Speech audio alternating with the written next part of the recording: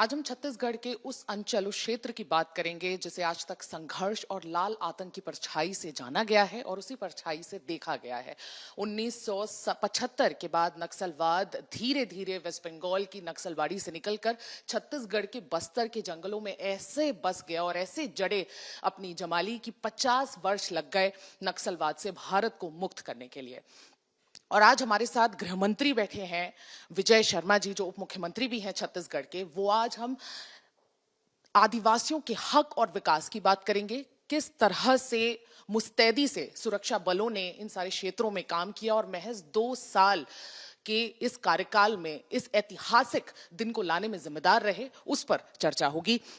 आपका बहुत बहुत स्वागत है गृह मंत्री जी, और आपको बहुत बहुत बधाई कि आपके कार्यकाल में एक ऐतिहासिक चीज हो गई जो आज तक 50 वर्षों तक किसी ने सोचा भी नहीं था कि ये हो पाएगा। मुझे बहुत अच्छे से याद है गृह मंत्री अमित शाह जी ने छत्तीसगढ़ की जमीन से विधानसभा 2023 के इलेक्शन से पहले उन्होंने ये अनाउंस किया था कि हम आएंगे तो हम नक्सलवाद मुक्त भारत अभियान चलाएंगे, और बिल्कुल ही 2 वर्षों में उन्होंने ये कर दिखाया। आप सभी ने ये कर दिखाया। ये जो टीम एफर्ट जो देखने को मिला हमें ये 2 वर्षों में, 4000 से ज्यादा सरेंडर्स हुए, 3500 मेरे ख्याल से नक्सली अरेस्ट हुए।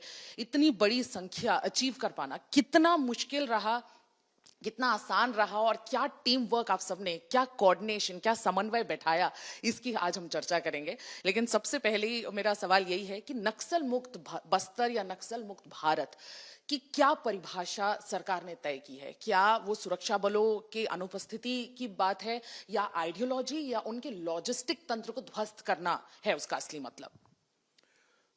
मसला इसका इतना ही है, इनका कैडर है। हमने कहा आर्म्ड, इनका कैडर समाप्त होगा, सशस्त्र नक्सलिज्म समाप्त होगा। इनका जो कैडर है, एरिया कमिटीज हैं, उसके ऊपर डिवीजन है, डिवीजन के ऊपर स्टेट है, और फिर नेशनल लेवल पर इनके पॉलिट ब्यूरो मेंबर्स हैं, सीसी मेंबर्स हैं, सेंट्रल कमेटी मेंबर्स हैं, वो नेशनल लेवल पर है।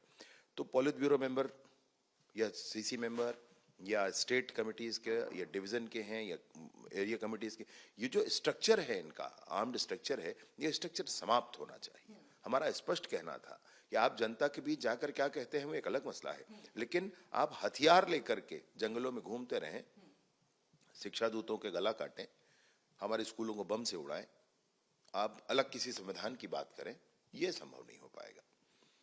छत्तीसगढ़ में विधानसभा चुनाव से पहले माननीय प्रधानमंत्री जी का आना हुआ था और उन्होंने कहा था कि हम सरकार बनने पर नक्सलवाद समाप्त करेंगे। माननीय केंद्रीय गृह मंत्री जी ने कहा था समाप्त करेंगे, और यह भी कहा था कि चुटकियों में समाप्त करेंगे। और उसके बाद नई सरकार बनी, माननीय विष्णुदेव साय जी का बड़ा मार्गदर्शन, बड़ा फ्रीडम हम सबको रहा काम करने के लिए, और माननीय मुख्यमंत्री जी के मार्गदर्शन में हम सबने मिलकर काम किया। 24 अगस्त 2024 को जब माननीय केंद्रीय गृह मंत्री जी यहाँ आए थे तो उन्होंने मंच पर इस बात की घोषणा की 31 मार्च 2026 तक सशस्त्र नक्सलिज्म समाप्त हो जाएगा। और 31 मार्च 2026 आने में बस 2 ही दिन हैं जब मैं आपसे बात कर रहा हूं। छत्तीसगढ़ में ये जो इनका आर्म्ड कैडर है, ये पूरी तरीके से समाप्त हो गया। डीकेएसजेडसी लेवल का अंतिम व्यक्ति जो पापा राव थे, वो अपनी पूरी टीम के साथ 25 तारीख को यहाँ आकर के उन्होंने पुनर्वास कर लिया। और उसके बाद अब एरिया कमेटी लेवल के कुछ 6-8 बचे हैं, नॉर्थ इनका डिवीजन है उस पर, वो भी आज आने वाले हैं। साउथ डिवीजन के लोग स्कैटर्ड हो गए हैं, मिलिट्री फॉर्मेट के रूप में, फॉर्मेशन के रूप में कोई भी वहां पर नहीं है। इनके सशस्त्र बल का संगठन जो होता है, इनका जो फॉर्मेट होता है, उस फॉर्मेट में हमारे छत्तीसगढ़ में कोई नहीं है। इनका पूरा सशस्त्र बल समाप्त हो गया। छत्तीसगढ़ नियत समय में सशस्त्र नक्सलिज्म से मुक्त हो गया है, मैं ये कहना चाहता हूं आपसे। तो इनके जो कार्डर्स हैं उनको तो रिमूव कर दिया गया है ग्राउंड से। आइडियोलॉजी पे किस तरह से वार होगा, इनके लॉजिस्टिक तंत्र को तो पूरी तरीके से ध्वस्त कर दिया गया है, ये बात तो तय है। लेकिन आइडियोलॉजिकली जो आदिवासियों के मन में एक परिभाषा थी नक्सलवाद को लेकर, उसको किस तरह से उखाड़ा जाएगा उनके मन से, और इस वॉर को कैसे आगे लड़ा जाएगा? आइडियोलॉजिकली आप कहेंगे तो बस्तर वालों के मन में कुछ नहीं था। मैं अभी बस्तर के दौरे पर गया था तो बस्तर के गांव में लोगों ने मुझसे कहा कि हमको ये लग रहा है कि अभी हम आजाद हुए। ये तो बंधन हो गया था। वो कहीं गांव का व्यक्ति बाहर कहीं जाता था, वापस आने पर उसको पूरे हिसाब देने पड़ते थे कि तुम कहाँ गए थे। कितने लोग अब ऐसे आ रहे हैं जो ये बता रहे हैं कि हमारे पिता को, दादा को इन लोगों ने गला रेत कर मार दिया और हमको यह भी कहा थाने जाओगे तुमको भी मार देंगे। तो हम उस समय 20 साल पहले, 25 साल पहले थाने भी नहीं गए थे, आज हम आकर बता रहे हैं। तो उनके रिपोर्ट भी दर्ज किए जा रहे हैं, रिपोर्ट अर्थात जानकारी उनसे पूरी ली जा रही, तो पंचनामा उस पर किया जा रहा है। बस्तर की जनता कोई इनके साथ थी ऐसा तो है नहीं। आज बस्तर की जनता के मनोभाव के अनुरूप ही सशस्त्र नक्सलिज्म समाप्त हो रहा है। आज जब ये नक्सलिज्म समाप्त हुआ है तो इसमें सबसे बड़ा कारक तो सरकारों का है, सरकारों की इच्छा शक्ति है। माने बस्तर के अधिकारी वही हैं, कर्मचारी वही हैं, सरकार बदल गई है छत्तीसगढ़ में। केंद्र की सरकार ने और राज्य की सरकार ने पूर्ण तालमेल के साथ काम किया इस पर, और गजब का शौर्य पराक्रम कहेंगे तो जवानों की भुजाओं की ताकत से हुआ, जिसके मार्फत ये तय हो सका कि सशस्त्र नक्सलिज्म अब समाप्त हो जाएगा। जवानों की भुजाओं की ताकत पर हुआ। इसके बावजूद मैं आपसे ये कहना चाहूंगा कि अनेक वर्टिकल पर काम हुए। बस्तर के विभिन्न समुदाय हैं, बस्तर में जातियां हैं, गोंड है, हलबा है, मारिया है, मुड़िया है। इन सारे लोगों के प्रमुखों ने कोशिश की कि ये पुनर्वास हो जाए। लोग वहां गए, उनको समझाया, कुछ लेकर आए। बस्तर में पंचायती राज के जनप्रतिनिधि हैं, जनपद के सदस्य हैं, जिला पंचायत के सदस्य और अध्यक्ष आदि हैं। इन लोगों ने कोशिश की, इन लोग गए, समझाए और कुछ वापस लेकर आए, स्वयं वापस लेकर आए, पुनर्वास कराया। बस्तर में पत्रकारों ने बड़ी कोशिश की, वो भी गए और जो भी आना चाहते थे उनको उनका मार्ग प्रशस्त किया, लेकर आए। बस्तर के चाहे आप कहें तो आम जनता ने भी, पंचायतों ने भी इस बात की कोशिश की। तो ये जो कोशिश है ये इंटीग्रेटेड है, ये मल्टीपल डायमेंशन से एक साथ काम हुआ और परिणाम आज हमको दिखता है। तो बस्तर के वालों के मन में कहीं ये भाव था ऐसा नहीं है, लेकिन आपने जो आइडियोलॉजिकली क्या इस पर होना चाहिए आगे आपसे, तो दो बातें इस पर है। एक तो ये है कि इनकी आइडियोलॉजी हमेशा ये दिखती है मुझे कि ये भारत के मान का मर्दन करना चाहते हैं, अपमान करना चाहते हैं, भारत को कमजोर करना चाहते हैं, भारत के समाज को कमजोर करना चाहते हैं। ये भाव इनका हमेशा दिखता है। ये होना नहीं चाहिए, लेकिन ये विचारधारा की लड़ाई है, ये वैचारिक धरातल पर होने वाली लड़ाई है। इसमें कोई बंदूक गोली का काम नहीं है। एक बात जरूर है कि प्रारंभ से ही इस बात सब पूरे अभियान के समय यह कहा गया था कि आप बंदूक लेकर जंगल में नहीं रहेंगे, आप हमारे शिक्षक दूतों का गला नहीं काटेंगे, आपको स्कूलों को बम से उड़ाने की इजाजत नहीं है, किसी भी हाल में स्कूल या सड़क या नदी या तालाब के किनारे आईडी नहीं लगाएंगे, भारत के संविधान को चुनौती नहीं देंगे। और इसलिए प्रारंभ से ही यह स्पष्ट था, यह कैटेगरी समाप्त होनी चाहिए। बस्तर के कोने कोने में भारत का संविधान लागू होना चाहिए, यह विषय था। और उसके बाद यह भी स्पष्टता की गई थी कि आप वापस आए, पुनर्वास करें। पुनर्वास करने के बाद आपका मनोभाव क्या है आप वो जाने, आपको जनता के बीच पुनः जाकर काम करना है, आप करें। अगर आप लोकतंत्र है और संविधान के दी हुई स्वतंत्रता है आपको, अगर आप ये कर लेते हैं कि आप लोकतंत्र में आकर के जनता का बहुमत हासिल करते हैं, तो अपनी सरकार बनाते हैं, तब आप करिए जो करना है। लेकिन जनता के आशीर्वाद से, जनता जनार्दन है, जनता के कहने पर, जनता के आशीर्वाद से कर सकते हैं, जरूर करें। आप जनता को गुलाम बनाकर बंदूक की नली के आधार पर आप सरकार नहीं बना सकते, लोकतंत्र है।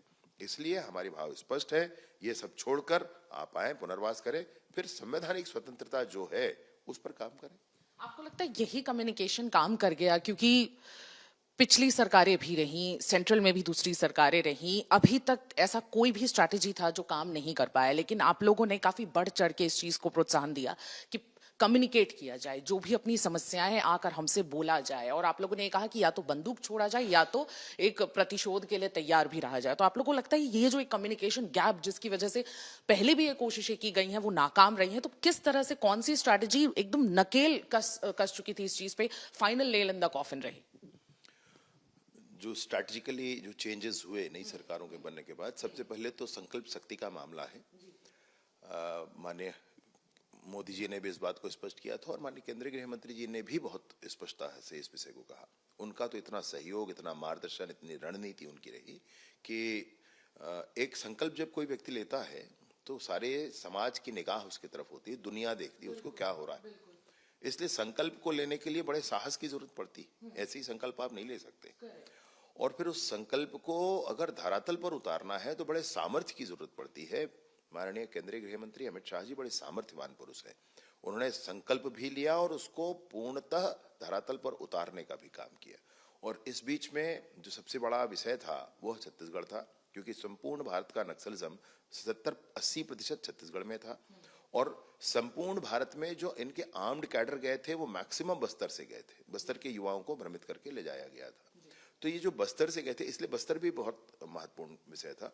बस्तर में काम करने के लिए इस पूरे ही विषय को समाप्त जब करना था तो इंटीग्रेटेड अप्रोच जो मैंने आपसे कहा कि समाज ने काम किया, पत्रकारों ने काम किया, पंचायती राज ने काम किया, सरकार की योजनाओं ने काम किया, हम लोगों की अपील ने काम किया, ये सब लोगों ने काम किया। इसके साथ साथ जो ऑपरेशंस की दिशा में है वो ये है कि हमने ह्यूमन बेस्ड इंटेलिजेंस पर भी काफी काम किया, वो भी बहुत स्ट्रांग हुआ।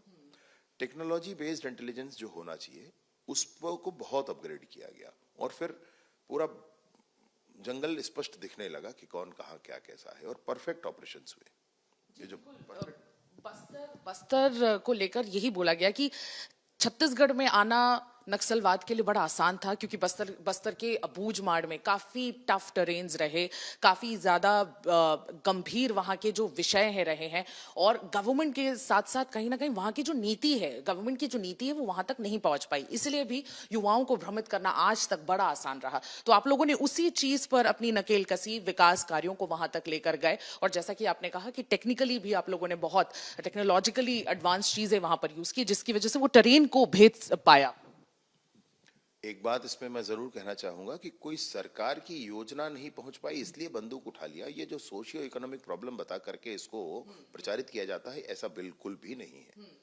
कोई ऐसी बात नहीं है। बस्तर के लोगों के पास प्रचुर मात्रा में लघु वनोपज है, बस्तर के लोगों के पास बड़ी जमीनें हैं, बड़ा प्राकृतिक संसाधन, सब कुछ है उनके पास। तो उनको इस कारण से वो चल दिए, ऐसा नहीं है। वो तो भ्रम है। आप बताया मुझे, ट्विन टावर पे हमला करने वाले थे जो, वो तो डॉक्टर और इंजीनियर थे ना, क्यों कर लिया उन्होंने? तो क्या वहां कोई कमी थी? क्या उनकी एजुकेशन में कमी थी या उनको सोशियो इकोनॉमिक कोई प्रॉब्लम था? ऐसा नहीं है। ये तो वाद है जो दिमाग में घुसा दिया जाता है, जिसके कारण ऐसा हुआ है। और बस्तर के लोग बहुत सरल हैं, बहुत सीधे हैं। इतने सीधे हैं कि आज जिसने पुनर्वास कर लिया, आप एक हफ्ते में उनको अपना बॉडीगार्ड बना सकते हैं, एक हफ्ते में आप उनको अपने साथ रख सकते हैं, बिल्कुल किसी शंका के। मैं आपको दावा करता हूं इस बात के लिए, पूरे दुनिया में ऐसा कहीं नहीं होगा। ये बस्तर में है और ये उनकी सिधाई के कारण है, उनके सहजता के कारण। और इसी सिधाई और सहजता का ही फायदा नक्सल संगठन के लीडर्स ने उठाया और उनको अपने साथ ले गए। वो बड़े मेहनतकश हैं और इसलिए जो संगठन का काम चलता रहा इनका, ये उसी आधार पर चलता रहा। आज जब बस्तर के लोगों को बड़ी स्पष्टता हुई इस बात में, तब जाकर सब समाप्त हो रहा है। कुछ नक्सली आज भी सक्रिय हैं बताए जा रहे हैं, और खबरें ऐसी आ रही हैं कि गणपति भी नेपाल भाग खड़ा हुआ है। छत्तीसगढ़ और भारत भले ही उसने छोड़ दिया और कुछ छोटे बड़े अभी भी नक्सली सक्रिय हैं, तो क्या उनमें ये क्षमता बाकी है कि वो बड़े ऑपरेशंस को अब अंजाम दे सके? और ऐसे कितने नक्सली हैं जो अभी बाकी हैं? टॉप लेवल पर दो ही नाम हैं। गणपति है जो, जिसका पता नहीं है नेपाल है या कहाँ है, पता नहीं है।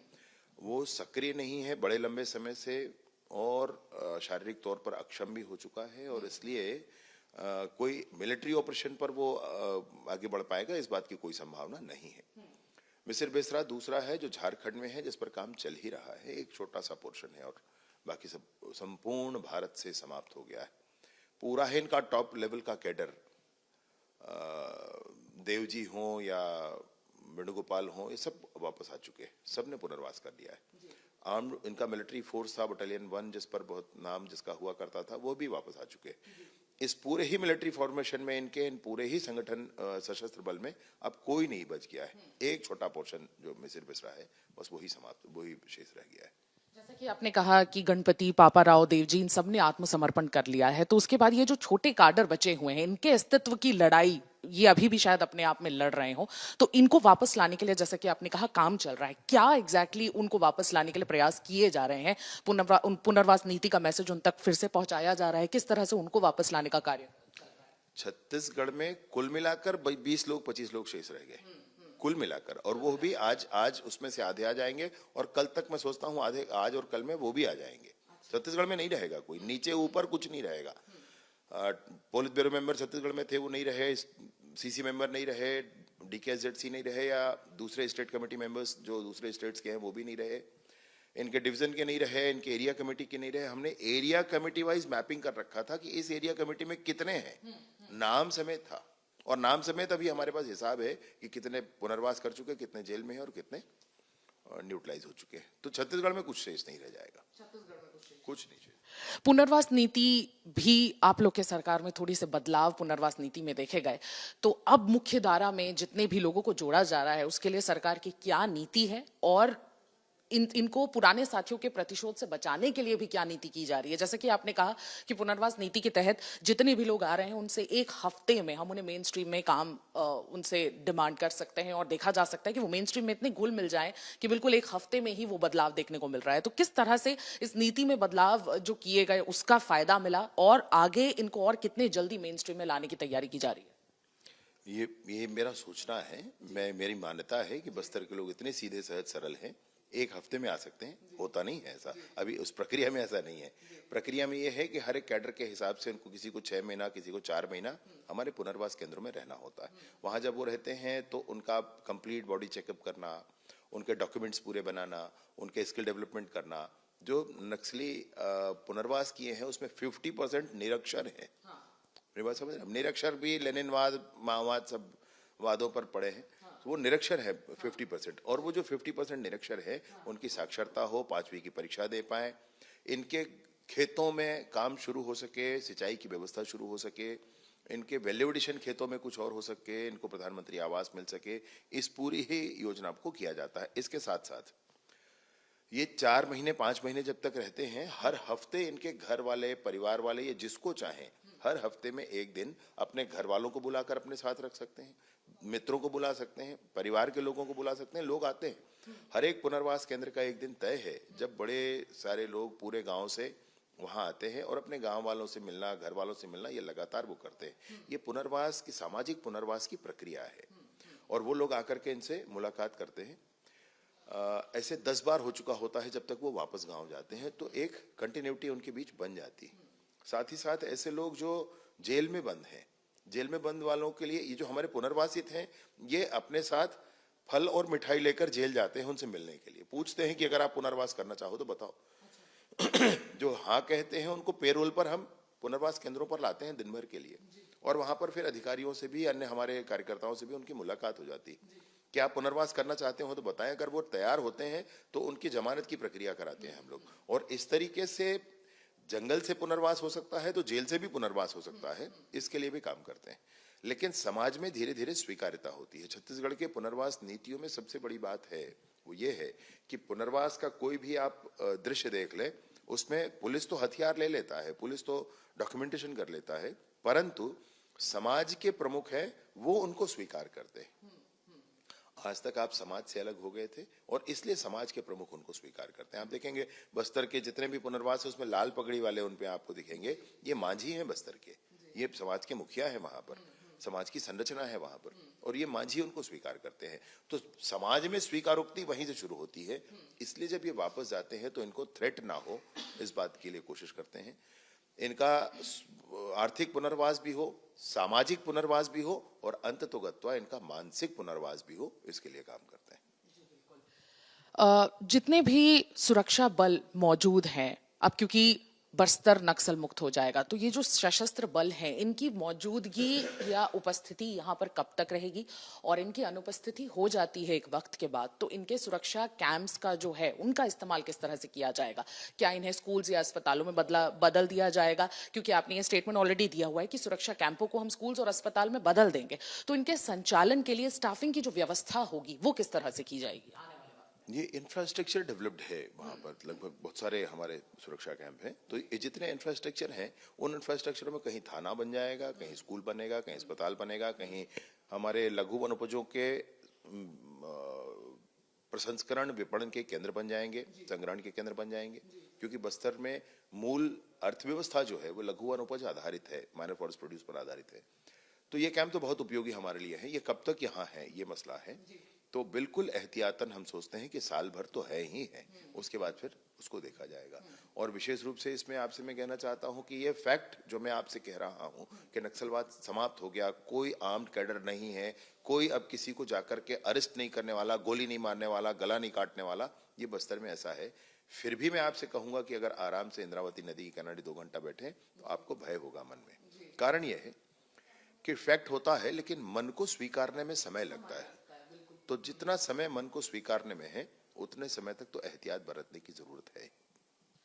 बस्तर के आदिवासियों के मन में भी एक ये डर हमेशा से बना रहा है। आई थिंक कॉन्वर्जेशंस भी हुए हैं इस चीज पर कि शांति जो एक सपना हुआ करता था एक समय तक, वो अब धरातल पर तो दिख रहा है, लेकिन शांति के आ जाने के बाद क्या ये कोऑपरेट हस्तक्षेप जो बढ़ जाएगा, उस चीज को लेकर उनके मन में काफी ज्यादा डर है। तो सरकार ये सुनिश्चित कैसे करेगी कि उनका जल जंगल जमीन बिल्कुल उनका जो हक है, उनका विकास है, ये किया ही जाएगा? और इस चीज की क्या गारंटी रहेगी कि उनके अधिकारों पर कोई भी कोऑपरेट हस्तक्षेप नहीं होगा? बस्तर में 1865 या 85 ग्राम पंचायत है। इसके अध्यक्ष कौन, इसके सरपंच कौन होते हैं?